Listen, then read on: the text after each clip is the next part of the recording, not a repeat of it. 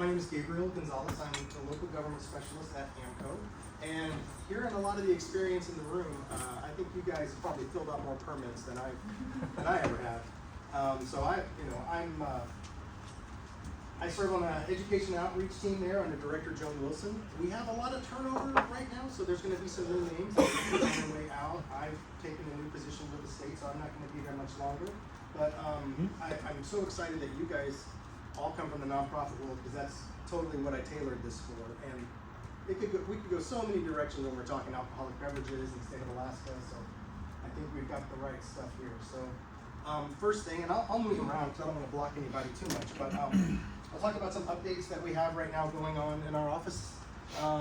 License endorsements and permits, what they are, what they mean, what the differences are. People use them interchangeably all the time, and they're not the same thing. So we want to define those first, and then we're going to talk about the two permits that nonprofits can apply for, which are the nonprofit organization event permit and the alcoholic beverage auction permit.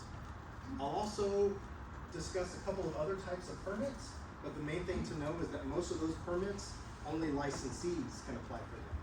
When it comes to nonprofits, it's just the event permit and the auction permit. And I will take questions as we go here. You guys can just stop me and we'll jump right into it. It's no problem. Okay, so who are we? We're AMCO. On your right side there, kind of shows how our chain of command, if you will, is set up. We have a director, program coordinator, 6 people on our licensing team, various other positions, and as well as our enforcement division. We have a special investigator 2, and then 9 of our special investigator 1s throughout the state who go around and actually do the premise inspections and make sure that the rules are being followed. We support both the Alcoholic Beverage Control Board and the Marijuana Control Board. They are separate boards. It's not one board, as a lot of people seem to assume. They are separate, governor appointed positions, and we work for both of them. These are just some stats, just to kind of give you an idea of who we're working with. We have about 1,900 alcoholic beverage licenses here in the state, and we also, of course, have the recreational marijuana side, and we have about 484 license types. Now, some context to that, I will tell you that the alcoholic beverage license number is going to go up. Title IV, which is the statute that covers alcoholic beverages, was redone and introduced January 1st of this year, went into effect. It authorized new license types. So there are some new license types out there. That's just going to make that number go up a little bit. We now license out-of-state manufacturers who want to ship into Alaska. Previously, that wasn't regulated at all. If you made whiskey in Kentucky and wanted to ship it to a consumer in Alaska, you could do that. Now you must have a state of Alaska manufacturer shipment license. So just by way of that one provision in statute, it's probably close to 200 licenses, new licenses we've issued just this year. When you're talking about, yes. What percentage of increase do you attempt to see in licensing? Oh, and are you going to do an increase of staff to help compensate? The state's not going to give us any more staff. I was worried about.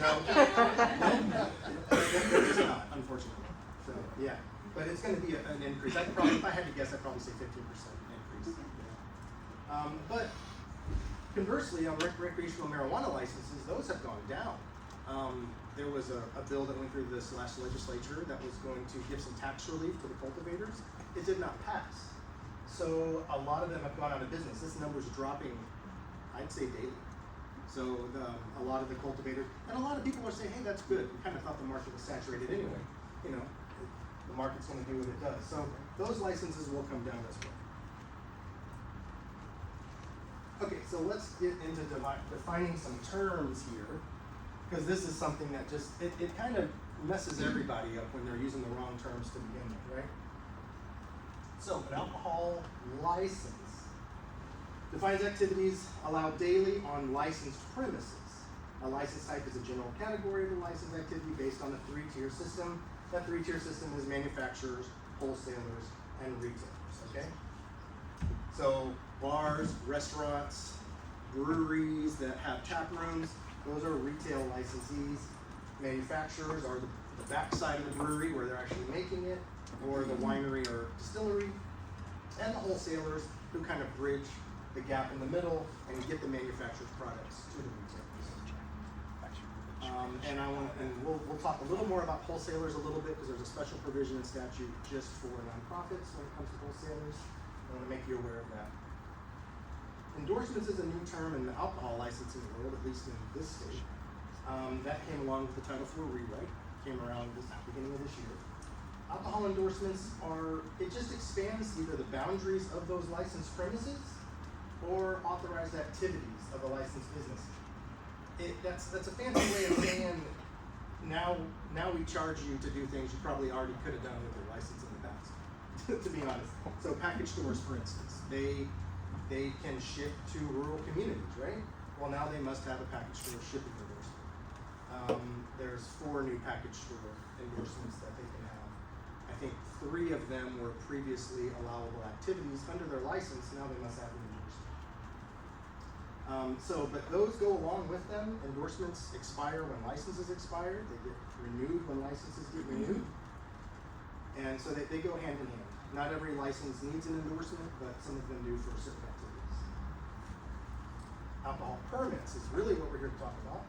And that allows catering and serving activities for a specific period on a single specified premises and allows eligible nonprofits to host fundraising events. Yes, ma'am. So a common question that we have at the Heritage Center is, say we have a client that is hosting their own reception, doing their own catering and wanting to have beer and wine, do they have to have a permit even if they don't have a caterer? How does that work? Yes, they need to have a permit if they're gonna sell or serve. Even if it's a private event? Well, okay, so a private event, how private is it? Are they giving out invitations to it? Is invitation only? Is it open to the public? No. No. Are they advertising it? No. No. Then it should be considered a private event. Okay, so they still need to get a permit? You opened up that can way too early, but yes. That's the reason why I came here. That's okay.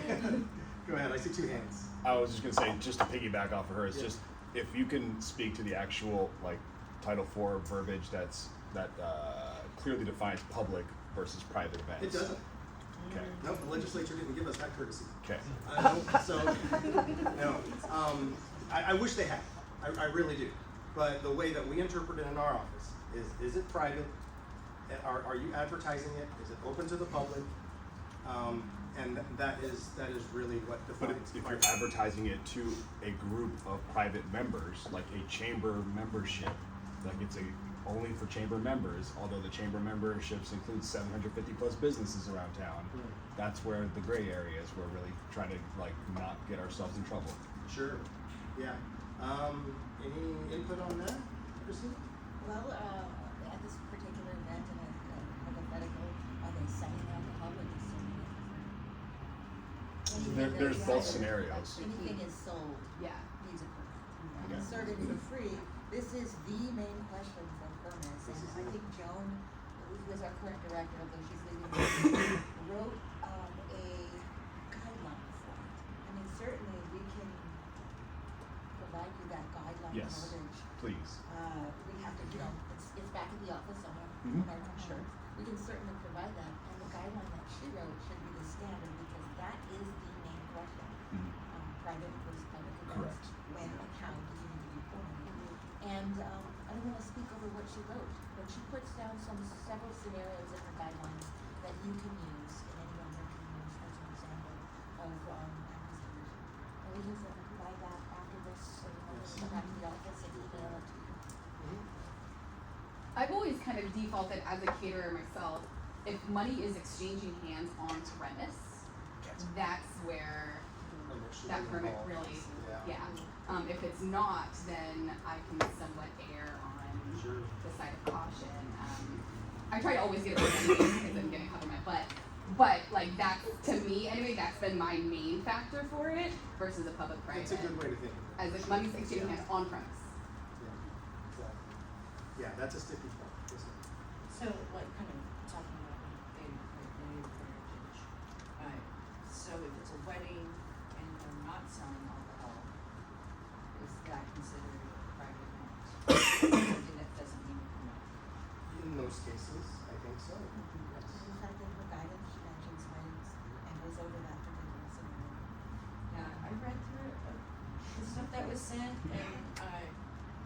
Walked away with more questions? Yeah, and I was like, okay, I think we just decided to start doing permits for anything and everything. If we're handling alcohol at all, because of all that gray, so Sure. you guys have gotten along.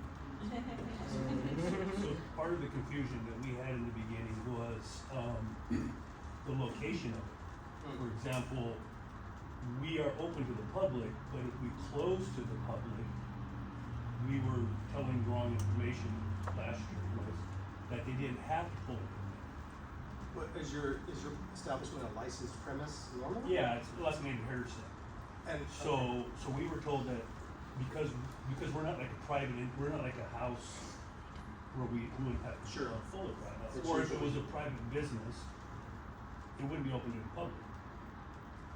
But if we have a private event, a wedding, for example, would they need to have full permit? And lately, this year, we've been saying absolutely, yes, I would say so. yeah. Because anybody could walk in. Technically. Then That's yes, the way I understand certainly. it. Yeah, that's what I understand.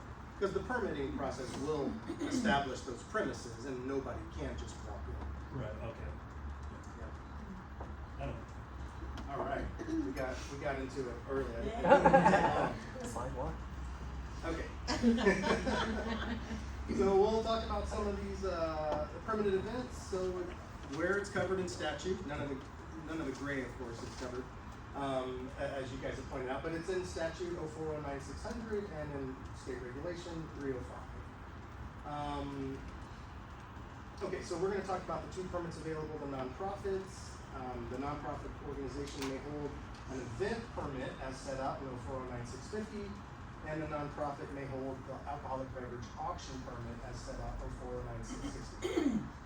Some main things to know about the difference between these two permits is the event permit is consumption on premises. That's usually the permit you guys are talking about, and that is beer and wine only.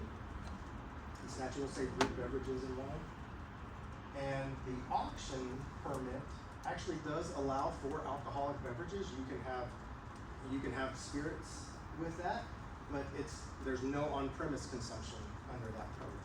That's something that somebody will auction, bid on, win, take home, consume on their own. Yes. Okay. Yes. I have a question. I'm a non-profit, private-only club. We have a club liquor license. Oh yeah. If we have, let's say, a car show that we want to invite non-members to, and we have somebody that's sponsoring the beer and the wine, and it's being given to these people, do I need to pull a permit to give them or to sell them the Yes. alcohol? And if I do, can I serve mixed cocktails to my members just like normal? Inside of the licensed premise of the club, but if the permit premises like extend out to the parking lot, right, like a car show would, then Let's say it's all on the current liquor licensed area. I'm not going outside of that area. then you can still serve your members. Okay. Yes. But now clubs are a little different. There's permits that they can apply for that aren't covered in, that I didn't bring any information on that at all. Club caterers permits are just a little different. But yes, you can still serve your members. Chris, stop me if I step on my toes here. No, that club caterers permit would have to be held off of the license process, and you're talking, I'm assuming, about the auction permit, something. Well, as a club liquor license, we can only sell alcohol to members. So if we're gonna sell it to non-members, we have to have a special permit. You'd have to have the event permit And or the club caterers event permit. I thought there was some verbiage in there that restricted me from having, if I was selling beer and wine to non-members, that I couldn't sell mixed cocktails in the same area, You can't in the same area. even to members. No, to the non-members. Okay, Yeah. that was the confusion, thank I you. see. Yes. So in that 660, the auction permit, I just want to clarify. So if they if they get the auction of alcohol, they can't drink that inside? No. Yeah, there's no consumption on premises. Yes, sir.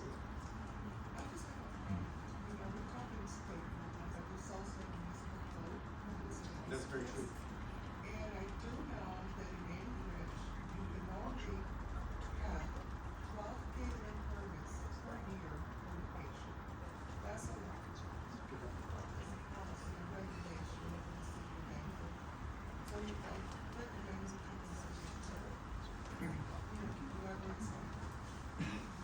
I certainly can't give you any advice on municipality of Anchorage statutes. I will say that these two, and it's in later slides, there's, the director can authorize up to 5 of each per year for that nonprofit. So are you gonna get to the online auction portion of the event permits for the Not really, just how to discuss that it's allowable to be online. okay, so I'm gonna go down a rabbit hole here. So, Okay, yeah, follow. it was, before February, it was wine only in auction, whether live or silent, silent being paper bid sheets or online bidding. And then there was the ability to raffle off wine via wine pulls or grab bags, like the mystery wine bottles, or like the instant wine cellars kind of thing, right? After February, it changed to now wine, beer, hard alcohol, whatever, via auction only. So no raffles, no wine pulls, no mystery grab bags, no instant wine cellars. You can only auction it. Any kind of auction methodology, as I understand it, live outcry, paper bid sheets, online bidding. The question that I have is with regards to what Jen first spoke to, the chain of custody and the nonprofits procuring all this alcohol. Who can legally store it? Where can it legally be stored? Who can hand it out? Because if you say run an online auction for an entire month or a week or whatever, and then you're distributing it when the hammer drops and you send out invoices and you do your fundraising and collect all the proceeds, like, I feel like a lot of nonprofits are setting themselves up for failure. Okay, well, I don't have anything to discuss on that, other than you can do any method of online auctioning. Chris, do you know of anything in statute or regulation that discusses that? You're still required, if you apply for an auction permit, whether it's online or not, to submit a premises diagram. Okay. In the case of an online auction, the premises diagram would be that location in which you're storing the alcohol. And that's what you would submit. So when you're saying chain of custody, it's gonna be in the storage spot. That's the premises. And I'm assuming once they purchase it, you ship it to them in some way, or they come pick it up, I don't know. You can only, you can only ship wine if you have the special endorsement. So it's more so for like pickups locally only, is my understanding. But I guess the question then is, with regards to an online silent auction and the storage of said alcohol, on the auction permit application, can you list multiple venues to store alcohol? Say, Not that I'm aware of, so you have to pick one spot and one spot only? yes. Within And- the premises, yeah. Within the and then the follow-up to that is the premises of what? The nonprofits organization or an event services provider like an auction services house that does the distribution and the aggregation of all I the would say bottles? wherever you named the premises in your application. Okay. Whichever one you chose. Okay, Yeah. all right. So that needs to be, I think, very clear to a lot of the nonprofits that are doing online silent auctions when they're doing their procurement. Like we do procurement for dozens of different nonprofits, and if they're not specifically stating us as the place where the bottles need to be dropped off and picked up from, then they're going to be putting themselves in the position, I feel like. That means that nothing will be able to be transferred to event locations. Well, and It then wouldn't so fall the under- follow-up to that is if the bottles themselves want to be taken, so we have an auction house, we're on the corner of Potter and C Street, the big purple building, you can't miss it now. We store it all there, we do all the cataloging, take all the pictures, write all the descriptions, build the online catalog that people are gonna buy from, sell it from there. But if we wanna take the bottles and display them at the hotel for the live gala as decor and to show people that are the tire kickers that wanna tangibly hold it, are we setting ourselves up for failure in that regard? There's no provision that allows for that, so I think that's not permissible. So therefore, so I guess I'm saying like, okay, so if you're doing an online silent auction, you have any kind of booze, if you have a live event, you can't display said booze in your auction that it's being sold. It has to all stay at the place where it's being stored. Yeah, so I think the statute and the regulation just doesn't go down into that depth, and you've probably read it yourself to look for that guidance and haven't seen it. And we're going into the fall fundraising gala season, we're about to have hundreds of nonprofit auctions. Sure, yeah, I'm sorry, you have something to add? Yeah, I want to add some comments. So I've actually been doing this rabbit hole Love it. with COVID and everything. So what we were told when we did our AMCO permits and everything is that we had For storage and everything, we partnered with a package store, and they held the alcohol for us for pickup from our auction winners. Since they were certified, they were checking ID. So that's the thing. That's what we were told to do, is to list them as a secondary location with their license number, as a location for where the application was also provided. So you were allowed a secondary location? This is right at the beginning of COVID when everything was kind of just like. And it was It was all the gray. I would Yeah. discourage you from running this scenario by our enforcement group, because every permit might have particularities that enforcement would make a decision on. Mhm. And the secondary location, third location, you're compiling the alcohol, storing it here and displaying it there. They might give you better direction than we have, because this is in the land of regulations and statutes. Yeah, it really is talking with them and having the best intention of, this is what we want to follow the rules. What's the best way that we can do that? And they've been helpful the past few years in really just saying, okay, well, this is something you can work out. And as long as they understand what your intention is, they seem to really be working with us pretty well. That's good for everybody. And I'd be curious, just to snowball on that extra, where are you transporting it to? Are you going to an event space that holds a liquor license, like the Marriott or downtown? Could that then be protected or used because technically they are a premise that is licensed? So that would be like just another little question, because if you're going to have it at your auction house, your nonprofit, then yes, get the permit. But if you're transporting it to a place that holds a license, that's where it's Like, kind of great. our auction house, like, we have a packaging store license. Like, we used to sell just completely sealed bottles. We haven't in the last year, but we still have the license. So in theory, we could be said packaging house that stores alcohol and then distributes it from there. But if we take it to the Marriott or we take it to the Dinah, there's not a specific permit for auctioning of alcohol. Like, that's where it gets fuzzy. They're specifically laid out for the auction permit that you can hold it on the licensed premises of a restaurant or whatever dispensary license, which I'm assuming maybe you know that. So they either have locations that are licensed or locations that aren't. So, but you could choose to hold it on the licensed premises during the time of the auction. Of course, all the money from the auction goes to the nonprofit. But during the time of the auction, say you were to hold it in a restaurant in the Marriott that was licensed, had a beverage dispensary license, they could serve you beer and wine while you're sitting there attending the auction. Well, I think we're two different things though, because we're talking only the bottles that are not going to be consumed on premises. We're not the caterer's license, just the auction license for the bottles that you're going to win and take home. Well, you can have like a hybrid online auction versus a on-site auction. The premises then would, I assume, be whatever it is in the area, and then like you said, the secondary where the storage is and package store. That again is something that enforcement would have the final decision on. Okay. When you submit these applications Mhm. on paper, currently it's a paper application, soon it'll be online. You submit an explanation of what you're intending to do, the situation. There's so many scenarios that you can come up with. Yeah. And some of these scenarios are not public. No, most of them And, seem to be. and it's gonna be a judgment called by enforcement, and they're always gonna look at the public safety side of things. Right. It's really just about having a really good relationship with your enforcement Yeah. office. I was gonna say, Honestly, it's taken, I was gonna say, it how takes many- time. you're- Time for a gift basket. You're speaking to the turnover that's happened. Like, how many enforcement officers are there currently, and like you get a different opinion on a different day, kind of thing, from a different one. I won't, no. I've actually Yes. Sit up here and had, tell Dude. you. I've actually had mostly the same one for most of my stuff. Really? Yeah. Or at Hopefully least it's like 2 or spirit of 3 the of law. them. Again, how many Letter of the enforcement law. officers are there right now? There's in the state, there's 10 of them. Okay. Most of them are right here in Anchorage. Yes, ma'am. So for, again, getting into specific examples, but for 49th State, because we have both the liquor license, the alcohol license, and a package store permit, I guess. Well, you have License. a package store license. Yeah, it's a license. Thank you.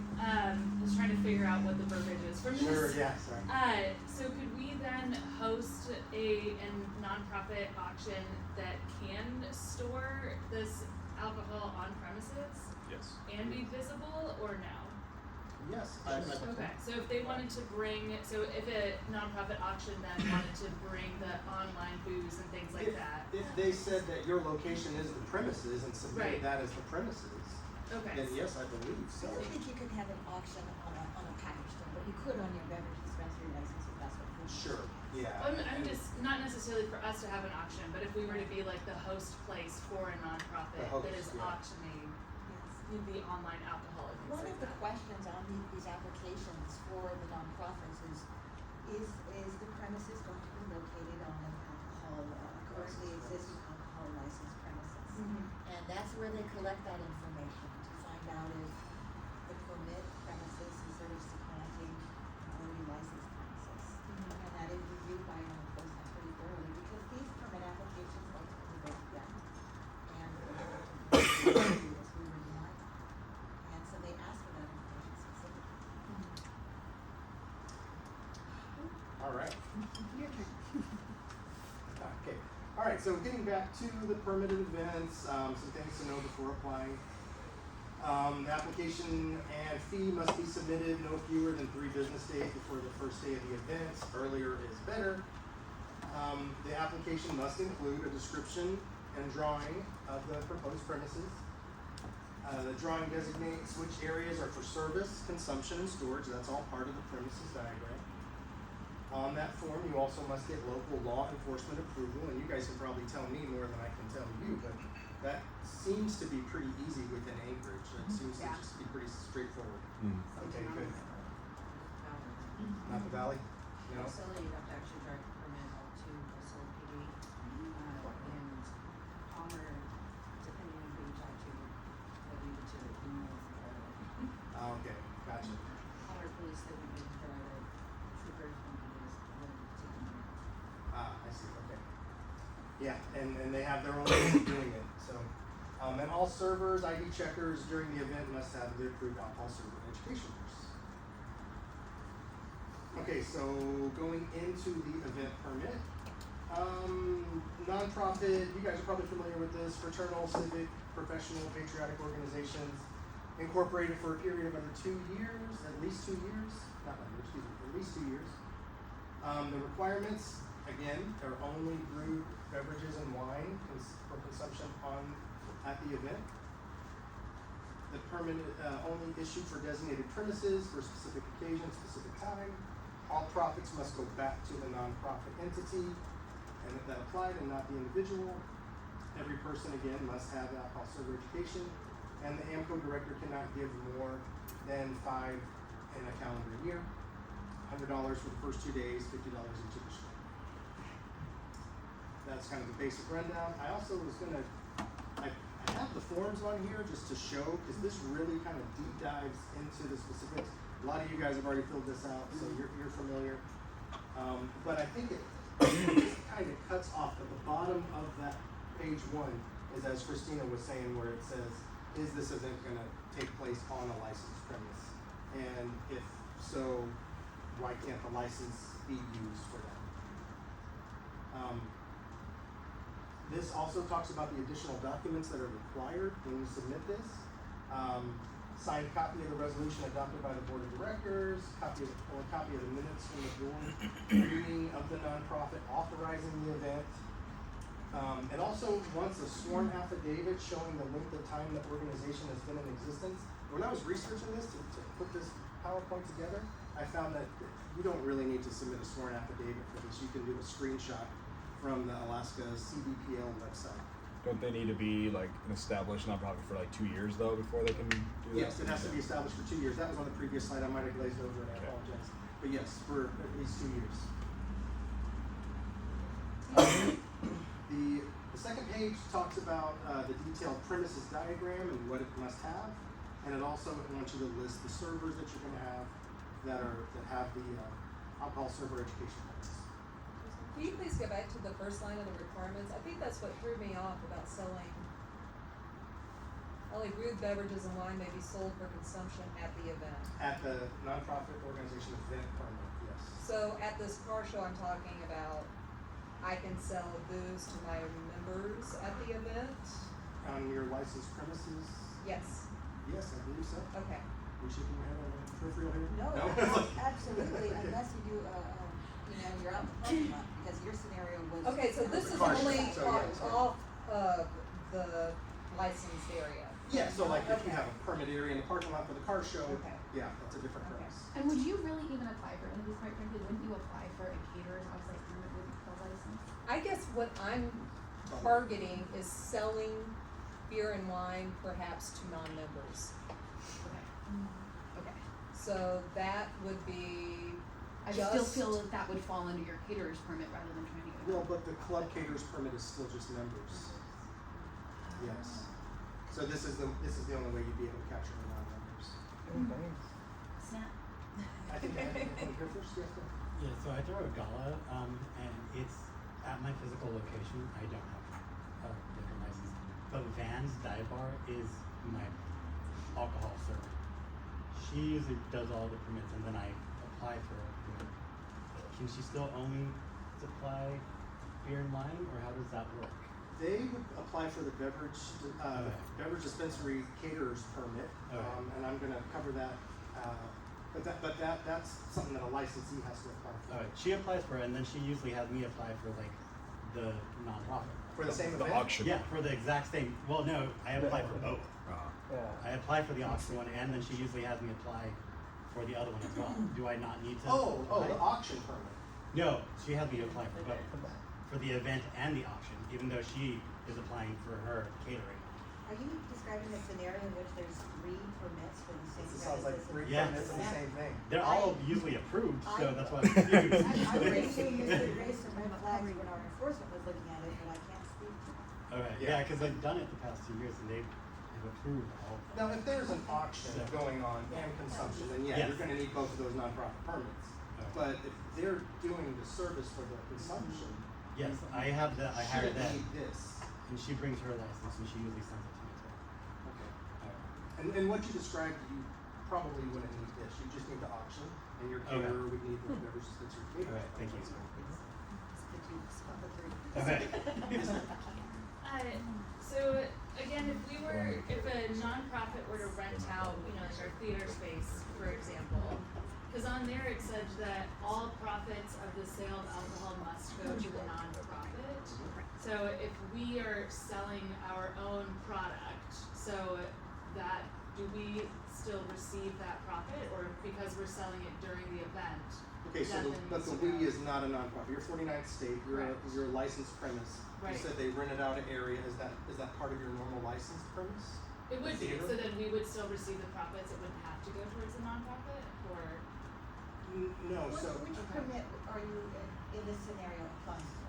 Which Well, if board it- is nonprofit? Are they I'm applying just for the curious for a nonprofit? nonprofit, say if they're rent our space. So like the Then Heritage all Center of the would get profits it. go to the nonprofit for that event, Okay, and they have supplanted your licensed premises for that period of Yes. time in that space, okay. if you wanna use it. But you could rent out the space and do your own, because I believe they have a beverage dispensary license too. You could do your. Yeah, you could do your beverage dispensary. You are not catering required permit. if they, yeah, if you are hosting as an event space, when a Yeah, yeah. nonprofit comes in and hosts an event at my location, and they are not, I don't have to give them the sale of my alcohol Okay. just because it's a nonprofit event. I see. Especially if they are not like, if it's not agreed upon ahead of time. Okay, 'Cause I was that's just a curious sep- how that worked. Right, Yeah. because they're doing an event on my license Okay. rather than getting a permit to hold the Okay, event.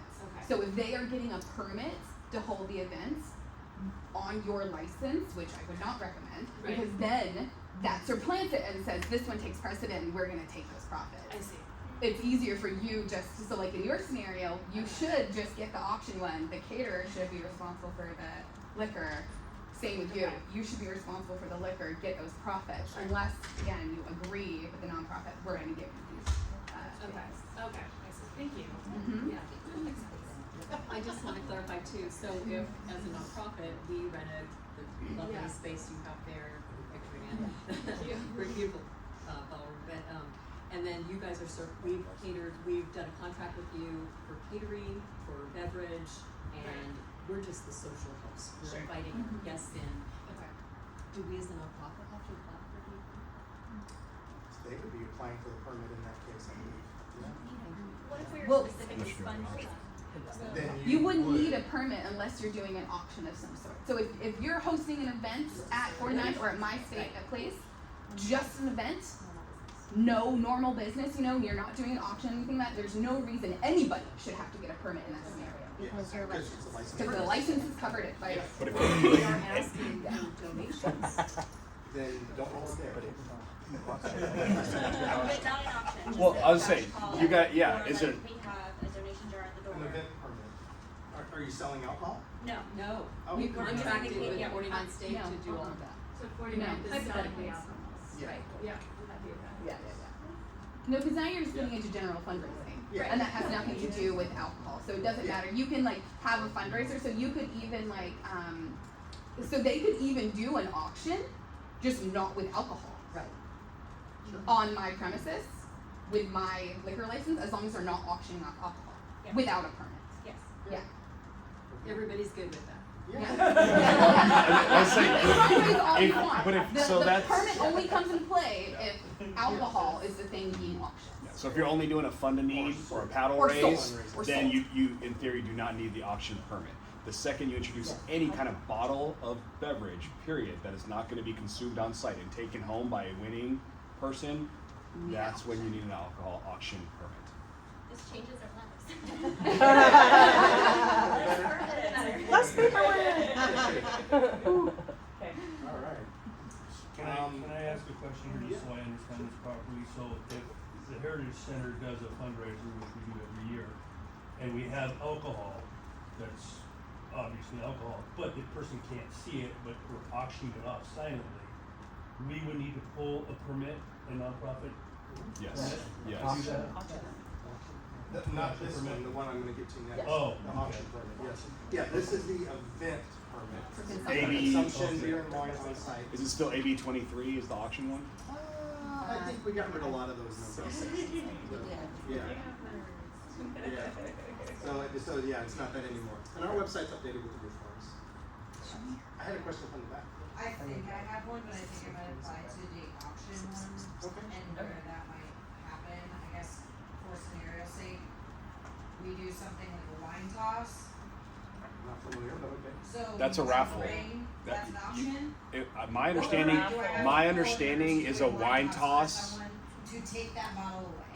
So you have basically it's bowling and you have wine bottles on the ground and you toss a ring at it. And if the ring lands on the wine bottle, that's your wine bottle. And you can take it, you are not allowed to consume it on the premise. Anyway, that is yours to take though. Is that allowed or not? My understanding is that's a game of chance, therefore it's Yeah. more of a raffle, therefore you cannot legally do it anymore. You can't do it That's right. not a game of chance, that is a game of skill. Yeah. That terminology makes it one versus Yeah. the other. I can't get into that. Not- So that, Not my, we not my can't do it. depth. so then game of, Methods by which you can, Yes. you can use the alcohol beverage auction permit. You can sell alcoholic beverages by outcry, silent, or online auction. Got There's it. no raffle, there's no game of chance.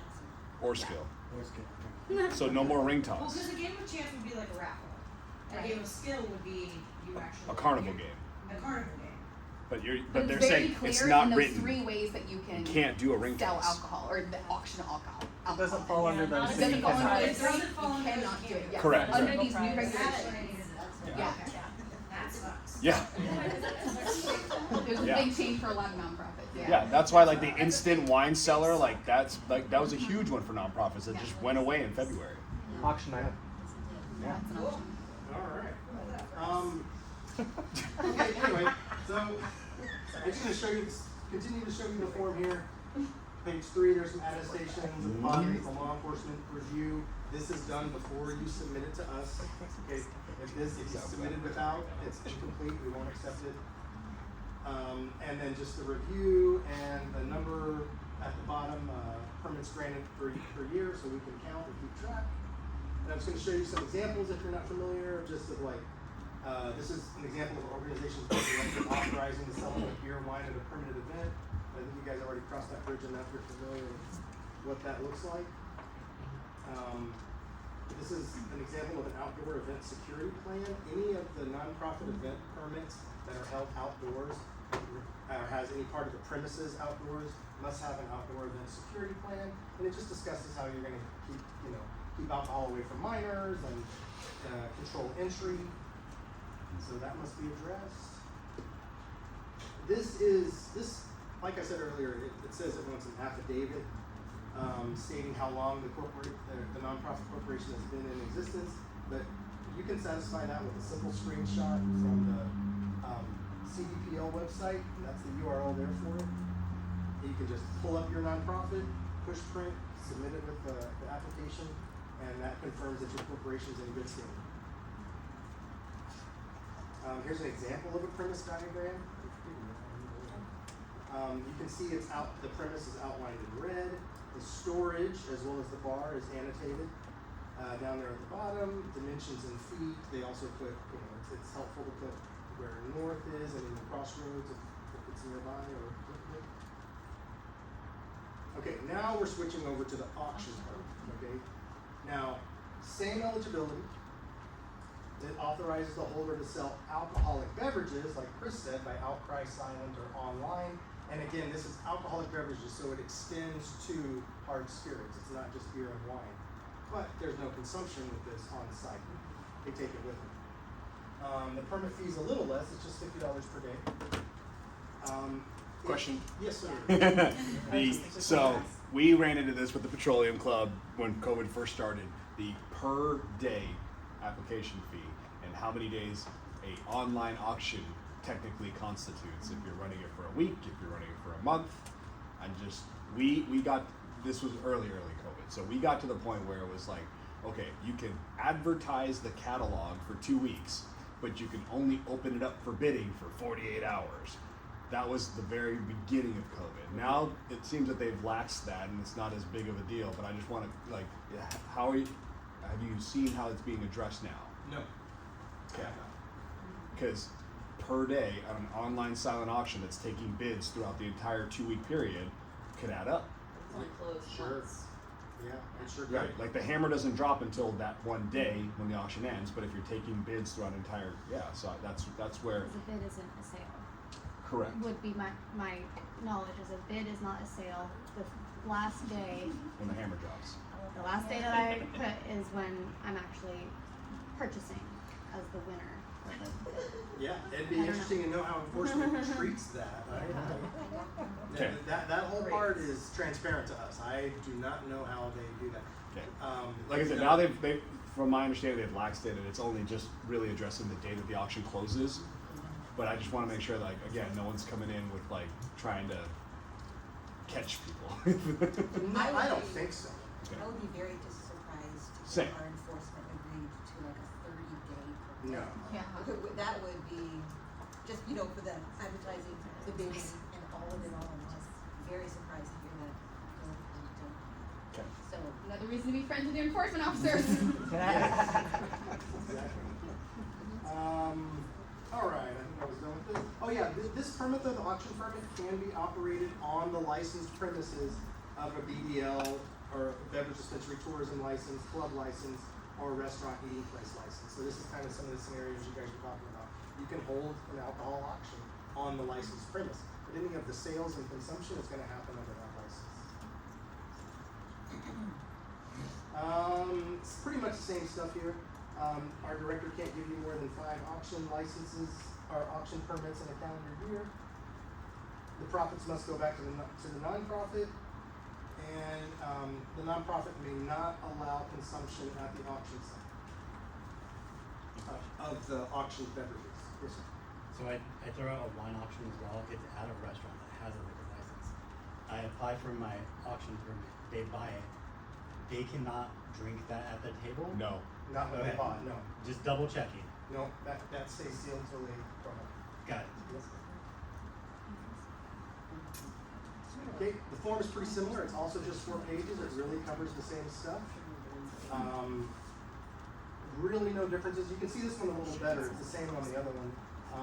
Is this event going to take place on the licensed premise of an existing liquor license?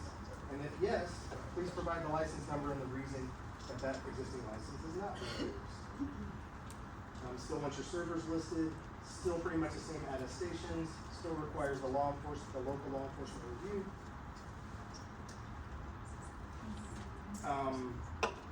Similar security plan requirements Any permit application that includes an outdoor space is required to submit a security plan, that includes barriers, practices, and personnel. Outlined in red, very, exact same thing on the other. Sorry, does that one say a deck is considered outside? Yes. Okay. Yes. So then you'd also need the safety plan The for security minors plan. when there's a deck involved. Yes, exactly. As long, yes, a deck is still considered outside. They still want a security plan for it. Okay, so this is something that I'm sure a lot of you guys are aware of. I know some of you are just from the conversation we've had. But donations to permittees. So, wholesalers. So I put two little logos on you may be familiar with RNDC and Odom. So the holders of these general wholesale licenses may donate alcoholic beverages to these nonprofits. And if it's a limited wholesale license, just for brewed beer, beverage, and wine, they can also donate to the nonprofit organization event permits and auction permits. So you guys can get donations for the alcohol that you want to auction off, or use for fundraising. And that's stored at the nonprofit location's designated place on the application. Yep. In there. So that, again, so if you're getting 5 cases from RNDC for your auction, and your auction is at the Marriott, and you got the 5 cases donated a month out, is the Marriott holding on to your booze for 5 weeks? Well, no, I wouldn't pick it up until the event, is what I think. But if I've you need never- to catalog it and get it online and listed and advertised, you need to Yeah. pick it up beforehand. Yeah, well, the legislature didn't really work with That's just what I'm yeah. Yeah, that's This is why we need an very in Alaska. Yeah, of course. I don't think the Marriott would Ready for them. want to do that. They wouldn't. Yeah. They absolutely wouldn't. No. But I see what you're saying. I see where the issue comes in for sure. Yeah. Right. So if the auction, if like Odom or whoever in DNC provides the alcohol, donates it, can that be consumed? Could that be made and consumed at a nonprofit location? At the event permit. With the event permit to be able to serve it, or it can be also auctioned. Then it can't be consumed. Then it can't be Okay, consumed. the auction one can't be consumed. Two but separate the permits. donation saying, okay, hey, we have, this. Yes. Okay, But they can donate for either. They can donate for either one. okay. But you have to have both permits then, just to not screw Okay. yourself. Can a restaurant eating place donate? Can I donate? No. There's no provision for that. But if you hold it on your premises, Right, yeah. then you can sell it. Yeah, but no. Yeah, but no. To that point, what if you have a third party that's donating alcohol outside of the caterers? Third party that's donating the alcohol. There's no provision in statute for that. Well, then it would either have to be a wholesaler Gotta that's be a donating wholesaler. to the nonprofit. So They are, yeah. to her perfect example, Ed Rasmussen passed away. He had a phenomenal wine collection in his cellar. His estate has been gifting parts of his wine cellar to different nonprofits as a charitable contribution. Are they doing that erroneously? Because they're not a wholesaler. It's a good Possibly. I do know it's held at Possibly. when Kathy donates to me, I usually go pick it up from a wholesaler. It's at their location. Okay. So maybe not that example then if she's going through a wholesaler, but I'm just saying, you got John Smith on the hillside Yeah. who's got a private bunker of wine. He can't donate to a nonprofit unless he goes through a wholesaler to give said wine. I believe that's correct. Ooh. That's gonna screw a lot of people because my understanding is, and this is just my understanding, a wholesaler can't just get a private collection from Joe Blow on the hillside. They have to go through their channels to acquire their wine or whatever booze. So I don't know how Kathy's working it out through the Rasmussen's estate to give away Ed's collection, but it just seems like everyone's getting set up for failure right now. If any private individual is giving their collection, if you got a fine tequila collection now that you want to donate as a private individual to your favorite nonprofit, you can't do that. Yeah. Well, and you show me a nonprofit, any of us sitting on a board that hasn't asked us to donate a bottle of wine Right. for a wine auction. Right? Seriously. Yeah, this is the gray area. I'm not touching.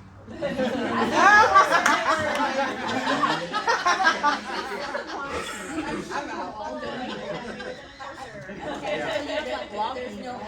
for in the scenario where someone dies with a bunker of wine, there's no avenue to legally sell that. And that's an extreme example, but like to Sky's point, you have a board of 12 people. The board chair is going to say, all right, 12 board members, each of you is responsible for going and 2 procuring bottles of 5 wine. bottles Reaches of your wine cellar for an instant and wine bring cellar me auction 2 on. to 5 bottles. And now they're doing that illegally. They're setting up their boards for failure. Well, like school auctions. Yeah, Yes. school auctions is another example. That's, they ask Yeah. the parents, like, come donate a bottle of wine Yeah. for a school auction. Or even they'll do like those baskets of like they'll put the gift basket together, like oh a back one with a bottle of wine in it. To me, it sounds like a violation, unfortunately. Yeah. It does. Yeah. That's I not great. don't know of any other way around that, so definitely gonna take that back to the Special board. Changing the where laws. Captain Rasmussen has the Time to change the laws. And then, That's not- so specialty imports is where Kathy yeah. Rasmussen has the from Ed's collection, and that's when I go and they like give me an invoice and everything that it was pulled from his specific collection, but it's on their site. Sure, so the donations It from them? okay, so then that's fine. I would think so. Okay, Yeah, only, but Of I'm all thinking, people, Kathy Rasmussen. I think Kathy's fine, right? If she, clearly, I would assume she was. Yeah, we're all fine, fine. If Kathy's but going that's through how it's been working. But my thing is like you got Yes. the whatever board Hillside PTA Gives me getting random bottles of wine and booze, and now they're giving it to the fundraising chair to build a catalog of inventory to bid on for their school fundraiser. They're violating the law, because even if you go to like AK Wine Grotto and you buy a case of wine and donate it to the school, that's you as a private individual that's donating it now, and you can't legally do that apparently.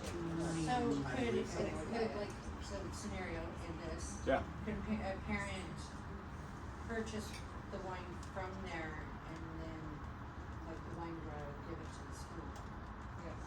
Question mark? Question mark? Yeah, that's not a whole, They're not a wholesaler. So it would have to be like But if you gave the nonprofit the money and the nonprofit bought the wine, then they could auction it. Most nonprofits won't buy alcohol like that. Most nonprofits. I'm just trying to think about Right. Yeah. the framework of Right. this. Yeah. Yeah. But I mean, gosh. It's gotta be a loophole. Because I can't even donate apparently as a restaurant, even Right. No. even though. And comp the bar, yeah, you Yeah. can do that. Yeah. I feel like the ambiguity of the statute is kind of a little confusing, because I would think it would say, if we're talking about the scenario where private individuals can't donate wine, it would say only wholesale licensee holders can donate. It does not say that, it just says wholesale licensees can donate. So I think it's that ambiguity, it's separating those two. I feel like this is only saying that you're now allowing wholesale licensors to donate, where it used to be that they weren't allowed to, which is what I ran into a couple years ago, is that like Midnight Sun or something like that wouldn't donate to me because they said we're not allowed to, and now they said they can.